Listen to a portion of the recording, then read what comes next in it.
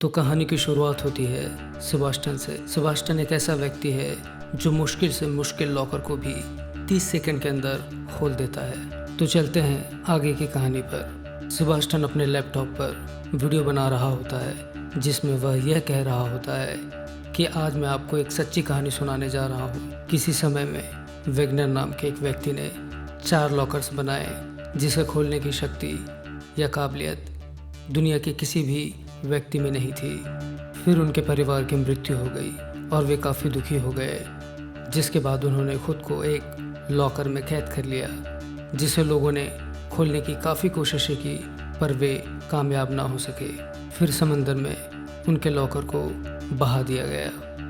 लेकिन 3 लॉकर्स या तिजोरी अब भी बाकी है जिसकी जानकारी किसी को नहीं है। जिसके बाद सेबास्टियन अपना वीडियो कंप्लीट करके YouTube पर अपलोड कर देता है। जिसके बाद सेबास्टियन अपनी आंखें बंद करके अपने सामने रखे लॉकर को कुछ ही सेकंड में खोल देता है, क्योंकि इन्होंने इस पर काफ़ी स्टडी की है, जिससे इनकी मुश्किल से मुश्किल लॉकर या तिजोरी को खोलने की ताकत काफ़ी बढ़ जाती है। इनके YouTube वीडियोस पर व्यूज़ और लाइक नहीं आने के कारण यह काफ़ी दुखी रहता था। इसके बाद सेबास्टियन एक बैंक पर जाता है जहां वह काम करता है। फिर एक फीमेल चिल्लाते हुए नज़र आती है और वह यह कहती है कि मैं यहाँ रोज़ आती हूँ फिर भी मेरा काम यहाँ नहीं होता। तभी सेबास्टियन की नज़र टीवी के एक न्यूज़ पर जाती है कि ज़ोंबी वायरस काफ़ी तेज़ी से फैल रहा है जो काफ़ी लोगों को इन्फेक्टेड कर चुका है। सेबास्टियन को उस फीमेल में भी ज़ोंबी नज़र आने लगती है और वह डर कर चेक उस लेडी को दे देता है। वहीं पर एक फीमेल सेबास्टियन पर नज़र रख रही होती है। अगले दिन सेबास्टियन अपने बैंक पर लंच टाइम में अपना YouTube चैनल देखता है जिसमें कुछ व्यूज़ और कमेंट्स होते हैं और उस कमेंट में लिखा होता है कि यदि आप अपनी कला का प्रदर्शन करना चाहते हैं तो इस जगह पर आ जाना और यह पासवर्ड बता देना। इसके बाद सेबास्टियन वहाँ के लिए तुरंत निकल जाता है। वहाँ पहुँचकर सेबास्टियन पासवर्ड बताकर अंदर चला जाता है जहाँ एक कंपटीशन चल रहा होता है जिसमें जो भी पहले लॉकर या तिजोरी खोलेगा वह जीत जाएगा। और इस तरह पहला राउंड शुरू हो जाता है जिसमें सभी लोग अपनी अपनी तिजोरी या लॉकर बारी बारी से खोल लेते हैं, जबकि सेबास्टियन इस कंपटीशन में चौथे नंबर पर आता है। जिसके बाद सेमीफाइनल राउंड होता है जिसमें सेबास्टियन दूसरे नंबर पर आता है। तभी फाइनल राउंड शुरू होता है जिसमें 2 ही लोग होते हैं, जिसमें काफ़ी मुश्किल लॉकर को खोलना होता है, वो भी सिर्फ 3 मिनट में। कुछ देर तो वह सामने वाले की तरफ देखता रहता है और इस तरीके से सेबास्टियन अपने पावर का इस्तेमाल करके उस लॉकर को 30 सेकंड के अंदर ही खोल देता है और सबसे पहले यह लॉकर खोलकर वह विनर बन जाता है। और इससे चिढ़कर उसका कॉम्पिटिटर उसको मारने को आता है। तभी वहाँ का गार्ड उसे उठाकर वहाँ से ले जाता है। तभी सेबास्टियन को वहाँ एक ग्वेंडोलिन नाम की एक लड़की दिखाई देती है जो कि पेशे से एक शातिर चोर है। उसके बाद सेबास्टियन अपने घर आकर अपनी जीती हुई ट्रॉफी को अपने माता पिता के तस्वीर के पास रख देता है। फिर अगले दिन सेबास्टियन कॉफ़ी रेस्टोरेंट में कॉफ़ी ले रहा होता है। तभी सामने ग्वेंडोलिन आ जाती है। फिर कॉफ़ी उसके हाथ से गिर जाती है और उसे देखकर वह खुश हो जाता है। फिर वह घर पे आराम से बैठकर बात करने की बात कहती है। फिर ग्वेंडोलिन घर आकर कहती है कि मैंने ही वो कमेंट तुम्हें किया था ताकि मैं तुम्हारी कला को देख सकूं।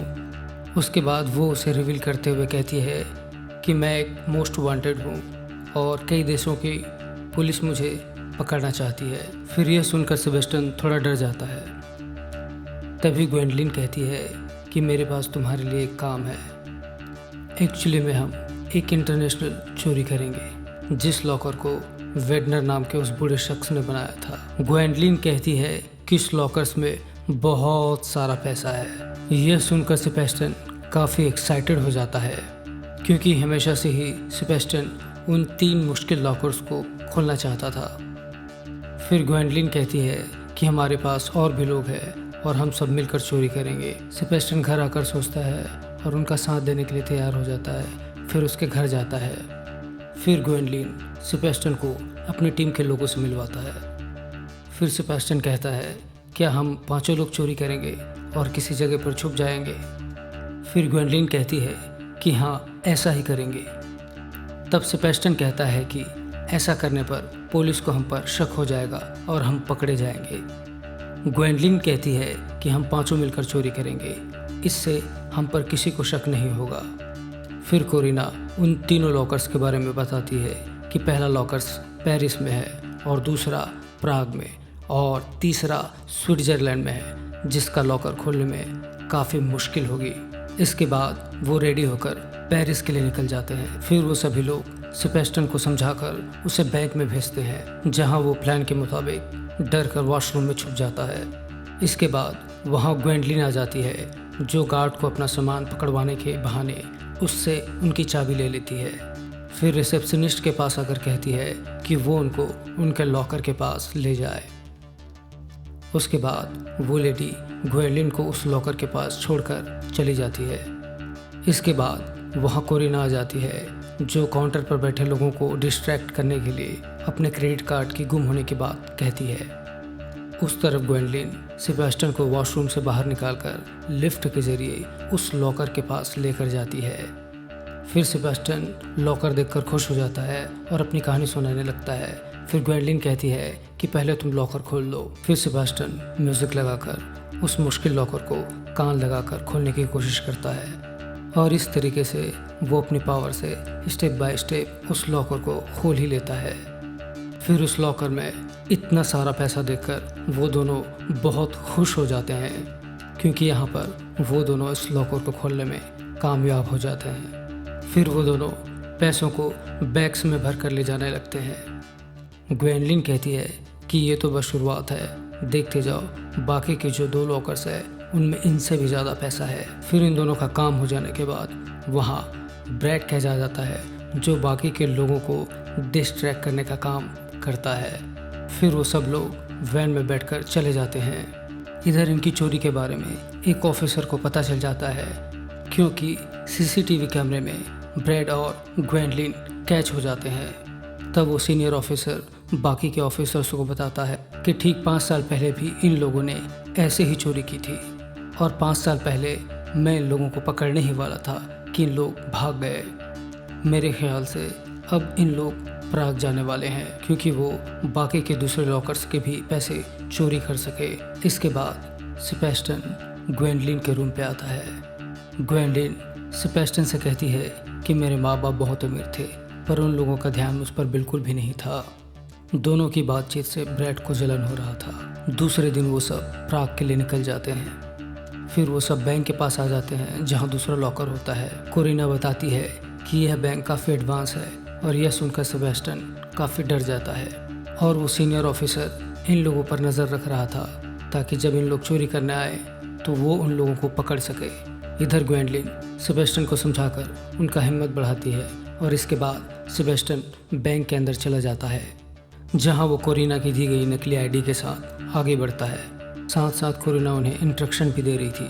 आगे बढ़ने पर सेबेस्टियन को 2 दरवाज़ा दिखाई देता है, जिसमें वो लिफ्ट की तरफ आगे बढ़ जाता है और लिफ्ट की मदद से वो लॉकर के पास चला जाता है। लेकिन कैमरास पर नज़र रखने वाले गार्ड्स को उन पर शक हो जाता है, क्योंकि वो दरवाजे से अंदर जाने के बाद वापस बाहर आया ही नहीं।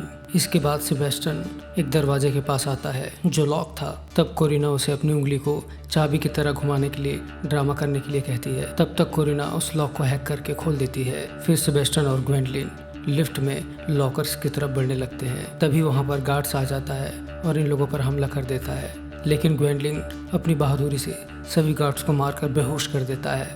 ग्वेंडलिन की बहादुरी देखकर सेबेस्टियन हैरान रह जाता है। उधर गार्ड्स को भी सीसीटीवी कैमरास के जरिए पता चल जाता है कि दरवाजे को हैक करके खोला गया है, इसीलिए वो सभी डोर्स को बंद कर देता है। कोरिना ब्रैड को प्लान्स 2 यूज करने को कहती है और ब्रैड मास्क पहनकर बैंक में घुस जाता है और लोगों को मार पीट कर डराने की कोशिश करता है और सभी को गन दिखाकर काउंटर में बैठे व्यक्ति को पैसा बैग में डालने को कहता है, ताकि वो सभी को डिस्ट्रैक्ट कर सके।